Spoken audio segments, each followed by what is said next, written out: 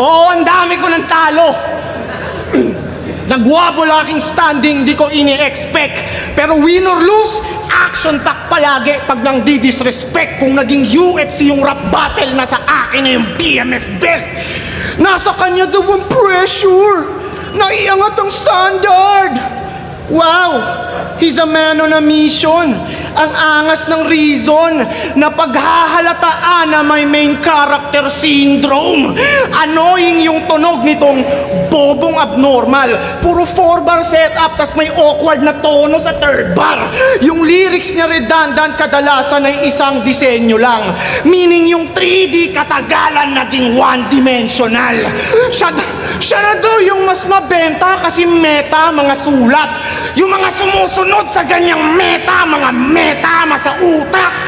Brutal ako mag-spit, madiin, kaya tusta sa akin tong 3, kaingin.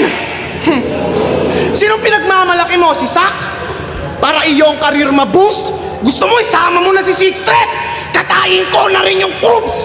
Ano, pandadamay ba ang trip? Ayaw nyo ganitong moves? Ganyan ako pumatay ng 3, dinamay ko pati yung roots.